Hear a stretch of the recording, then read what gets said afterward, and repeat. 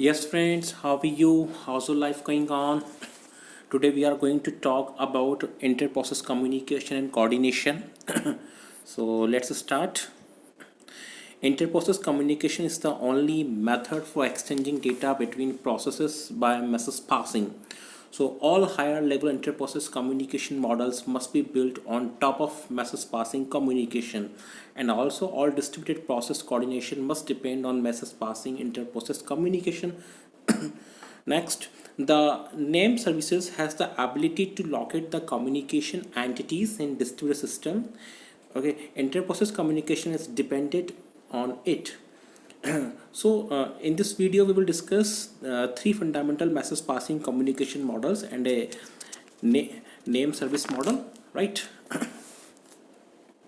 The five levels of communication from network to transport system and to the application processes are shown in the table.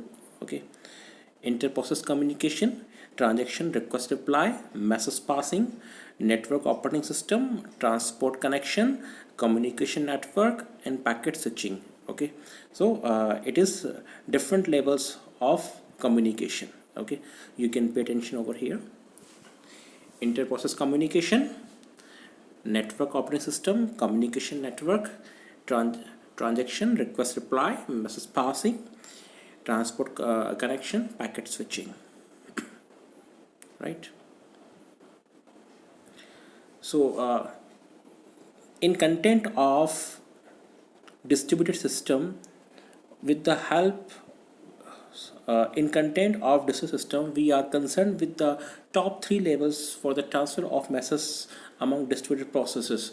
Okay, they are message passing, higher level service oriented communication models using request reply communication, transaction communication based on the request reply model, and message passing. Okay, next, message passing is the lowest level of communication between communicating processes. Request reply communication based on client server concept referred as remote procedure call when implemented as procedure calls. Transaction required communication atomicity. They forms the basic unit of communication for higher level communication such as database system. The concurrent execution of transaction needs to be synchronized to maintain the consistency of the system. Okay, so we are having message format, header, message type, destination ID, source ID, message length, and control information.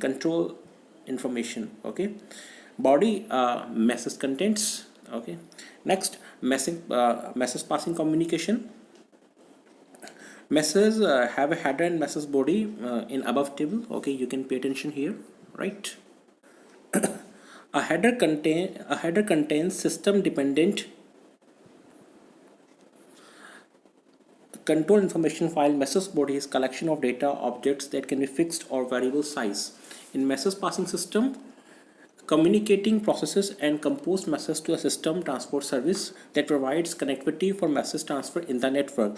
The communication primitives such as send and receive are the interface to the transport service. Okay, now we have to pay attention whether the communication in direct or indirect, blocking or unblocking, reliable or unreliable, and buffered or unbuffered. Next, basic communication primitives. Two basic message passing primitives for sending and receiving messages are send and receive. Each of them includes communication entity and the message to be transferred. Send, destination message; receive, source message. Where source or destination may be process name, link, mailbox, or port. Process name. Process names are the global processes identifiers that are used to address as communication entities.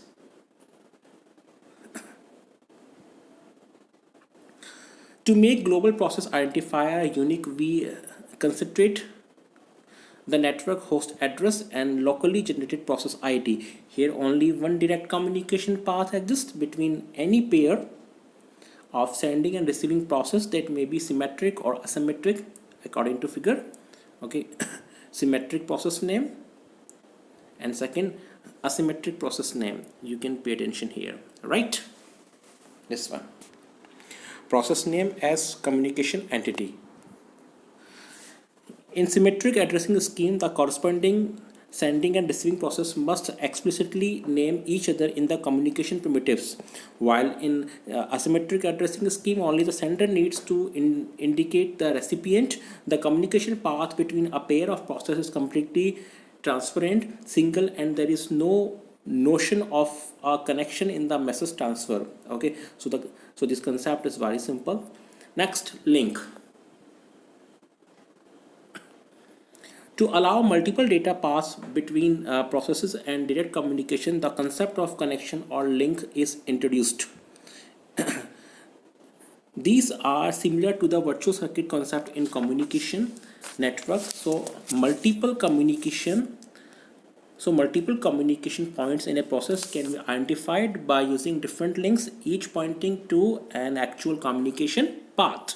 Next point, links are created and released on request. They are managed locally by the system kernel and are unidirectional communication channels. Okay, according to figure, right? It shows the two links between process using two different link numbers. Links and procedure entry names in a rendezvous both provide multiple communication points in a process, but in rendezvous data transfer by parameter passing is bidirectional. Process names and link numbers provide direct communication between peer processes. In direct communication, the sending processes are not particularly concerned with the identity of the receiving process, and similarly, receiving process are interested only in the message itself, not in the identity of the sender. For example, multiple clients might request services from one of the multiple servers.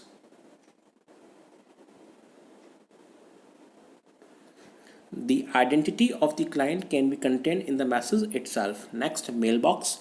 Message passing using shared mailboxes is an indirect communication scheme that offers both multi-point and multi-path communication. Okay, according to diagram, this is mailbox. Okay, multi-point communication and multi-path communication, indirect send and receive communication primitives. So you can pay attention to the diagram. Right, so mailbox. Message passing using shared mailboxes is an indirect communication scheme that offers both multi-point and multi-path communication. Mailboxes are global data structures shared by same sender, producer, and receiver consumer processes. Proper synchronization across the network should be done when implementing mailboxes using buffers and communication links. Next, port. A port is a special example of a mailbox. It's an abstraction of a finite size first in first out FIFO queue maintained by the kernel. Messages can be appended or removed from the queue by send and receive operations. Okay, now you can hear port. So ports are similar to links except that they are bidirectional and buffered. Ports provide indirect process communication. They are created by user processes with special system calls and referred by port numbers.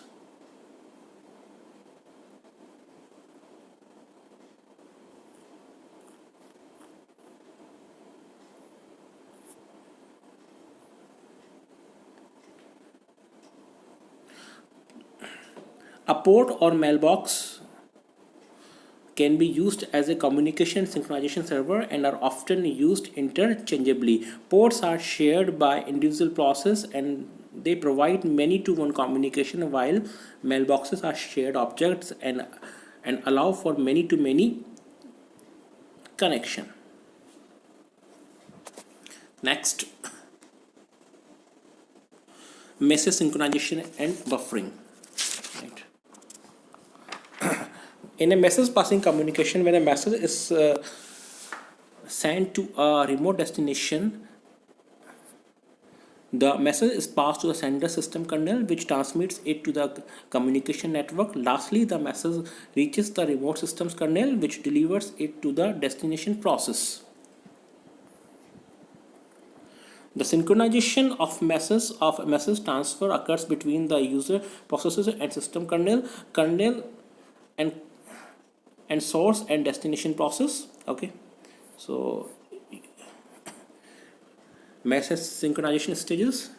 Okay, you can see here sender, source kernel, network, destination kernel. Okay, and receiver. Okay, request 1 2, message 3 4, response 8 7, acknowledgement 6 5. Okay, send and receiving primitives may be blocking primitives if the calling process needs to be blocked for the message delivery or receipt respectively.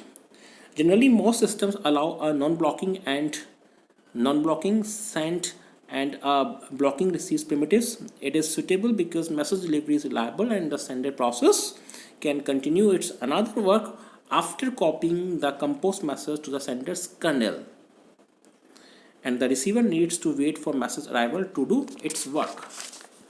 Next. But this case is not always suitable. Following 5 different options are for the send primitives according to the diagram. First, non-blocking send 1 plus 8. Sender process is released after message has been composed and copied into sender's kernel. Second, blocking send 1 plus 2 plus 7 plus 8. Sender process is released after message has been transmitted the network. Next, reliable blocking send 1 plus 2 plus 3 plus 6 plus 7 plus 8. Sender process is released after message has been received by the receiver's kernel. Next, explicit blocking send 1 plus 2 plus 3 plus 4 plus 5 plus 6 plus 7 plus 8. Sender process is released after message has been received by the receiver process. Next, request and reply service 1 to 4, 5 to 8. 1 4 5 8. Sender process is released after message has been processed by the receiver and response returned to the sender. The first option of non-blocking send is referred to as asynchronous send, while the others are considered synchronous sends. The last one is explicitly called client-server communication. A buffer spaces exist in the sender's kernel and receiver's kernel and the communication network according to diagram. Buffer management in the message passing system. Okay, possible synchronization point, sender, receiver. Next, buffer space in the system kernel allows message to be sent even if previous ones have not been delivered. Buffer space controls flow of communication network. They are shared by multiple sender and receiver communication. Efficient buffer management reduces the deadlocks in communication networks.